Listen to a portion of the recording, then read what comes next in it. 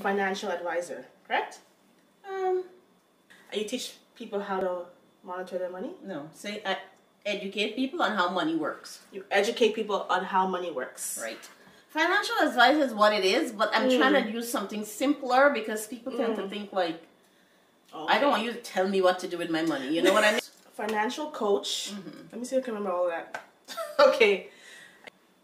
What was the first part again? Financial coach. Financial coach. She's a financial coach, and she educates others on how to monitor their money. I can do that over again, 'cause I know I messed it up. So you educate people on how money works. She educates people. She educates people on how to monitor their money. On how money works. Oh. She educates people on how money works.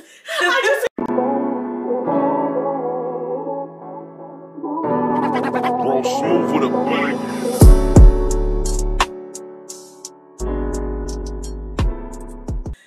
Hello my beautiful Torontonians, it's your girl Sasha, aka Miss Damon _ the plug, and welcome back to another podcast of mine. Today I have my gorgeous guest with me, Vanessa Allen Green. She's a financial coach. Hi Vanessa, how are you doing today? Fantastic.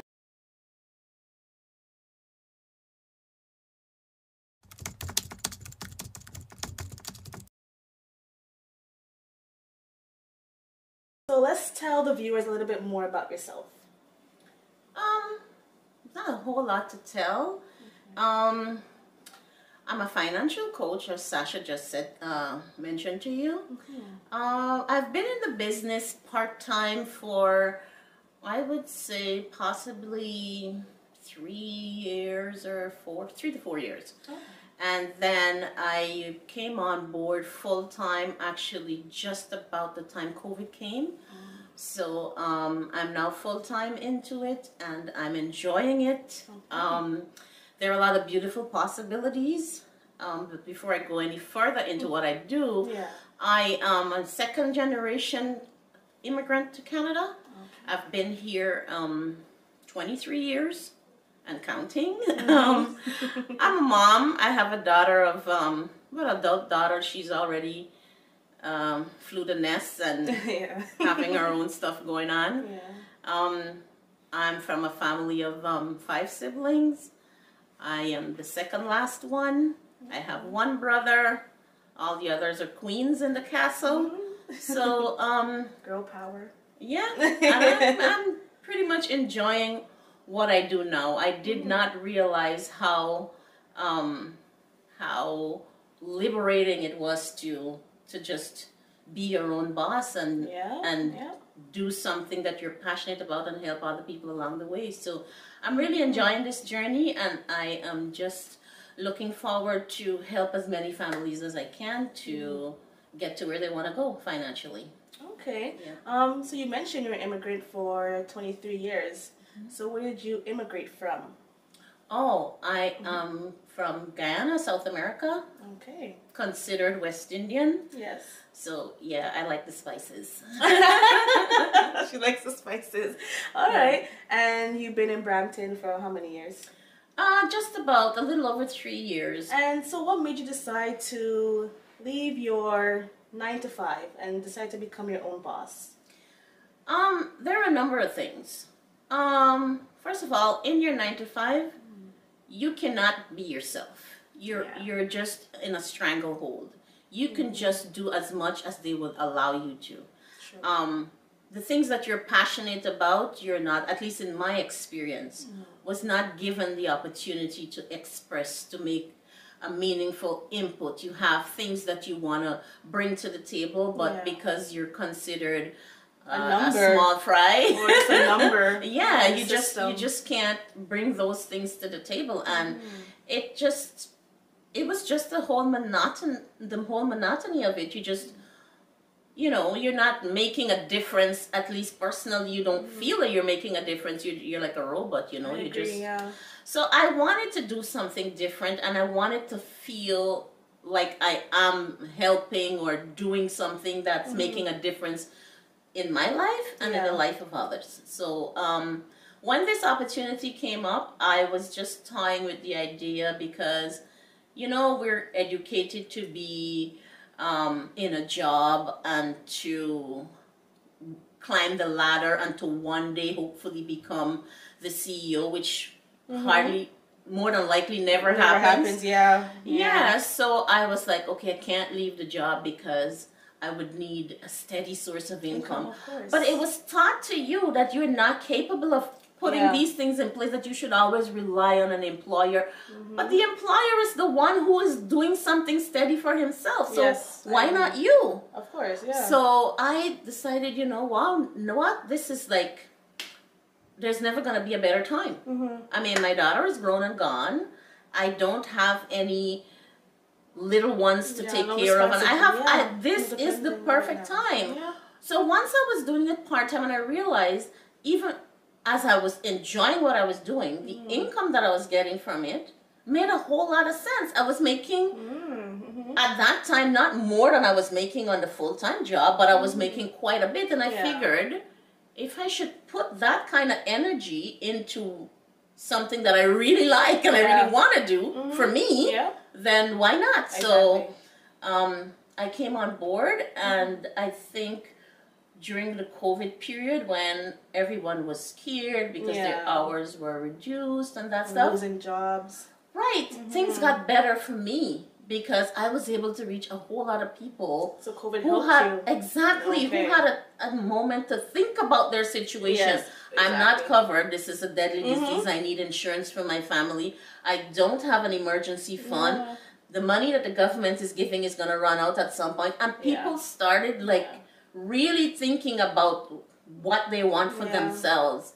And I was able to sit down with a lot of families and walk them through and help them educate them. Right, to put things in place. So it's been kicking off from there, and I'm so very happy because people are happy with what I show them, what I help them with, and they're introducing me to their loved ones and the people they care about, and then it's like a chain reaction. I'm just and word of building mouth. and growing. Exactly. That's good. Going back to, you mentioned about being your own boss.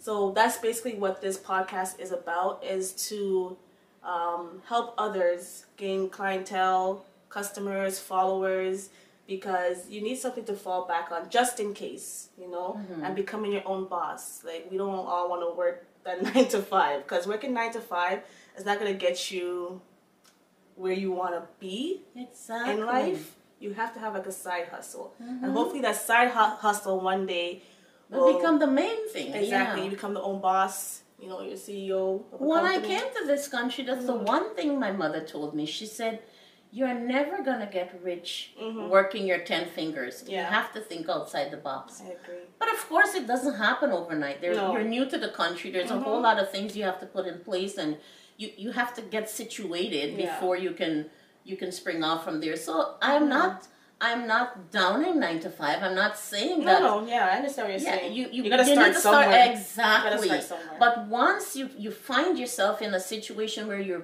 fairly stable, then you need to start thinking outside the box. Yeah. It's just about growth and development, for sure. right? I agree with that. Yeah. All right. So what's one of the finances or financial, what should I call Products it? or products that you well, offer. I don't really like to use the word products because it's beyond products. It's, like I said, it's an education. So the ultimate goal is to teach folks how money works, to show them how they can build wealth and clear themselves out of debt if they are in debt. Yeah, that's a big one. Yes, and to leave a legacy, because you know that word legacy is almost extinct. We don't hear it very much. Parents are dying these days and leaving their debt for their children, which is very unfair. Yeah, it's very unfortunate. So when I sit with clients, I show them, I look at what they're doing. I ask questions and I listen. I ask them if they know where they want to be, at what age or what time they want to get there. What they're doing currently, is that going to help you to get there, do you think? If they say, well, they don't know, they're not sure, but at least they're trying, or they haven't given it any thought at all, then I will sit with them and I'll show them if they have a family. They probably need life insurance protection, especially in these times, because Life insurance really is not for if you die. It's for if you die too soon. I've heard a lot of horror stories. So here's the thing. Life insurance. That's the thing. And a lot of persons, because they don't understand, Yeah. they just don't bother with it. Wait, okay, so like I know, okay, life insurance, yes, we have life insurance. But then I've heard of you can't use your money because a company's holding back I don't know what it's called, like the technical term, but like if you have life insurance With your employer or personal? Oh, see, there you go. I don't even know. What is it? Okay, so that's the thing. People don't understand the steps, and because they don't understand, they figure I'm just going to stay away from it. It's not a bad thing. It's actually what everyone should ensure that they have in place if you don't have any monies of your own. Yeah. It's a security for you and your family, well, for your family, that should you pass away too soon, and we say too soon, that means before you get to your goals. Yeah. So that covers your family. Whatever your income was doing, paying for the kids' education, paying the mortgage, paying the credit cards, paying for the cars, whatever you were contributing to, we can't bring you back. Obviously, but we can take that impact off of the family. They're not grieving death and then grieving the loss of your income as well. Yeah. So that's what it does. Okay. But once you get to your goal, you don't need life insurance anymore. But how long does it take you to get to your goal? Like, is it years? But that's, of course, but that's the thing. It's like car insurance. Yeah. It's activated when there's an accident. Life insurance is activated when... There's a death. Exactly. But during the life of the policy, you're investing. That's how you're building wealth. You're investing along the term of the policy. So if it's 30 years, you're investing for 30 years. Okay. At the end of that period now, you don't need coverage anymore because now you're financially independent. So you don't have to try to renew it when you're older and you're less healthy because now you have your own money. Okay. So what you are asking the company to do, you don't have to do that anymore. The monies you were given to the company to cover you, you add that to your investment. And then you can start taking out from that investment in your senior years. Meanwhile, it continues to grow. The principal continues to grow. And that's how you're able to leave a legacy. So that's just in a nutshell how you can benefit from that. So what other services besides life insurance that you will offer? Well, like investments, like I said, you can invest your RRSP, your RESP for the children's education, so that by the time they get there, it would have grown that they can do first, second, and third degree without worrying about OSAP. Yeah. You can invest your tax-free savings, because your tax-free savings is something that you can use prior to retirement with no taxes when you take it out, as opposed to your RSP that you have to leave. Yes. Yeah, so we just show people how to situate their monies so that it's working for them. They need to understand the benefits of it so that it works for them. Okay. And if they're in debt, they pay down. A big one. Yes, you pay down the debt one at a time. As you finish paying the first one, the monies you were paying to the first one, you double it up on the second one, and you get rid of it as fast as you can. Because there's revolving debt, and then there's or fixed debt. So all of that we go through, whether they're paying a line of credit, a credit card, a mortgage, where is it at? Where is it investing? Is it making you money? Is the investment more than my God, there's so much information. Exactly. So much information. So, but everybody's situation is unique to their, so it's not a one size fit all. So that's why I like to sit with them, hear what's going on, see where they're coming from, get what their goals and desires are, and help them to get to that goal. Okay, because in our working years, over $1 million go through our hands. But because we don't know how to manage it, it passes through, and we get to retirement, and we're, what am I going to do? Yeah, what we do now? You still and gotta we know the pension. You're 65, 66, still working. Exactly. Walmart, Canadian Tire, I see that happens a lot of time. Every day, as we look around. People retire, and then within like a year or two, they have to start working again. Yes. Not because they're volunteering, it's because they have a need. Like they have no choice. Yes, and that's it's not scary. I do not want to be in that position at all. Exactly, it's not a good place to be. So I can help you with your mortgage, home and auto, home security, so, or like smart home monitoring. You Yes, know that? yeah. Yes, we do that. We do wills, Oh, prepaid you do legal, those too. Okay. identity theft, everything. Yeah, everything that's money. a lot. Everything Okay. money. I've heard I'm like the money lady. You're the money lady, so Yeah. I can come to you for a loan. We'll talk about that She's too. a money lady We'll talk with about no that too. interest. Okay, so there is like I think it started maybe 3 or 4 years ago. It's a what should I call it? It's called GoFundMe. Have you heard about it? Yeah. What are your thoughts about that? That's one of the reasons why I talk to people. Because it shouldn't be that way. And Okay. I understand if your back is up against the wall, sometimes you swallow your pride and you just have to put it all out there. Yeah. But that's why I was talking to you about the life insurance. If something was in place, at least the funeral would be covered. Yeah. You know, when I sit with people, I look at what the needs are. I don't just say take up $500,000 life insurance just because. If you don't need it, you can channel that money into a different area and build some wealth. So that's one thing that people really need to understand, so that families are not left trying to come together. Everybody bring a little here, a little there, a little. Yeah. It's just. Then you gotta wait for the donations to come in. You gotta keep. Yes.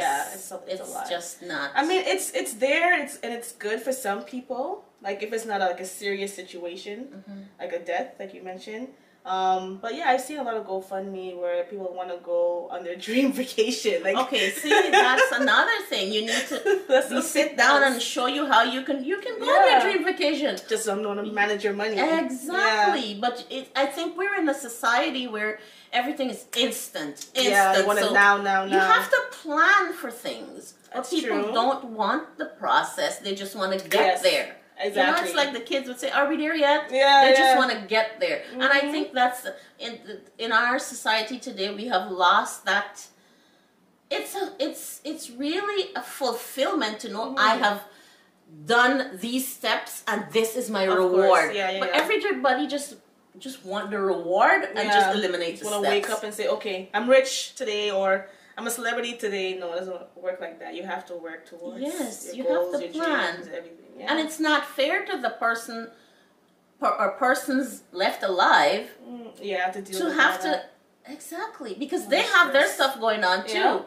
And 9 out of 10 times, I would say every time somebody dies, it's inconvenient. Of course, no one is planning on dying. Yeah, so it's just something you have to do. You have to understand it and just get it done.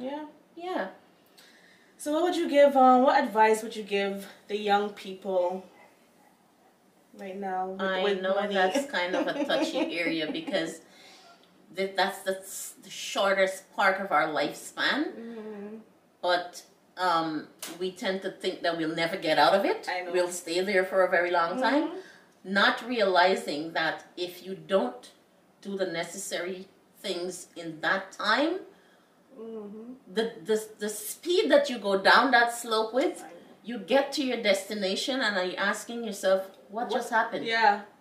So for the young person, now that you have the time, and I know that you would think that, retirement is somewhere out there. Ago, look at the years that passed, that you already passed. And the thing is, if you don't start now, you really would be in trouble. So this is the perfect time for you to think about it, get some information on it, understand how money works, and then you will see where you want to be, how long it's going to take you, what you need to put in place, how you need to be active in working that plan, so that you will be, this is within age 25 to 30 is the perfect time to...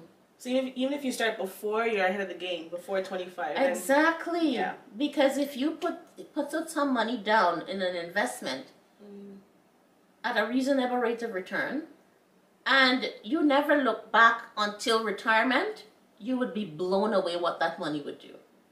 But I think when you're young, you generally think, I have time for that. I'll do that later. You want to enjoy life. Just spend. You don't realize that how much you could be able to enjoy your life by just taking the time out to... I think people generally think that I need to have $5,000 before I can start. Yeah, that's how I think sometimes. Like, I need a chunk load of money first before I start something. You can start an investment with as low as $25. Oh, and you just keep adding to it bi-weekly or monthly, however it is you're paying. I've always heard that. And that money will grow itself. And it will shock you. Yeah. But my thing is, if I see the money in my bank, I'm going to spend it. Discipline. That's like, oh, I'll just put it back next week, or I'll put it back the week, and it never goes back. Yeah, it's a human thing. It's tempting. But I think once you decide this is what you want to do, and you're consistent and you're determined, that's why there is need for an emergency fund. So you have a long-term goal and you have a short-term goal. So you can move in and out in your short term, but your long term is definitely your ultimate. So I've gotten better though. I've gotten better. Yeah, it comes with as you mature, you understand, and but emergency funds are necessary. 6 months of your income. And you need to think of, is it a need or a want before you touch it. That's a good advice. Yeah, and you don't want to have an RSP and then the car breaks down and you go in there. And the window pane fell out or something.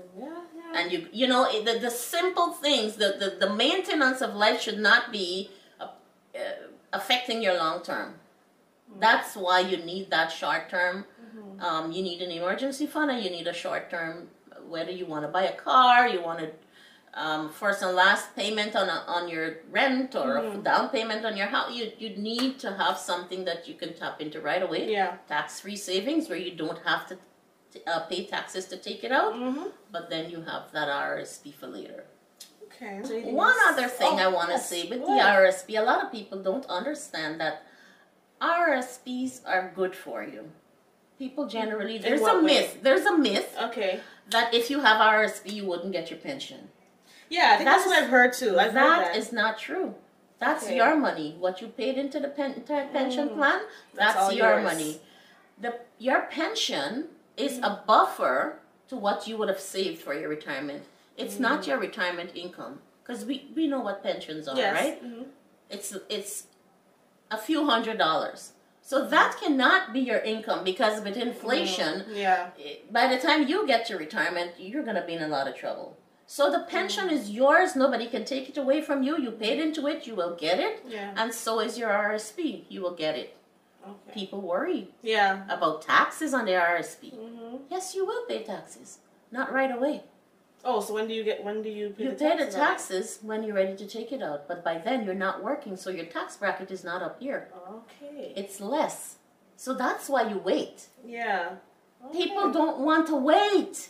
I learned something new today. So you get it then. And if you have $50,000 in there, you won't take all at 65. You'll start taking a couple of thousands every month. So the tax will be unnoticeable. Okay. Yeah. Makes sense. Oh, there's a lot. There's a lot to learn. I think I kind of did a presentation with you rather than just telling you off a little bit about what I do. But I think there's just so many things that are said out there that are not true, and it just goes around. Yeah, it's like broken telephone. Yes, and then so people are scared. And you said, I want to talk to you about your money, and I'm not interested. Yeah, like, no, back off. I'm not going to put it there because I'm going to lose it. That's why I said in the beginning, show you how to make your money work for you. Because you want to leave a legacy for your children and their children. So you have to find, if the legacy wasn't left the previous generation, you have got to be really smart with your money now so that you can break that cycle. Yes, I agree with that. It's just letting people know that money is not something that you need to be scared of. You just need to understand it. Yes. But with fear comes with not knowing.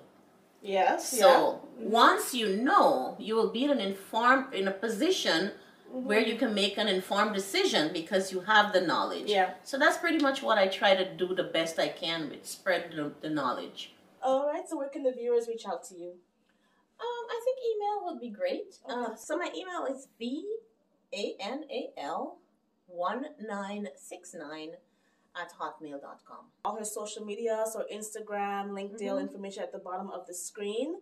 Thank you guys again for tuning in to another one of my podcasts. You guys don't forget to follow me on Instagram at Miss Damon _the plug. Until next time, don't forget to stay prayed up.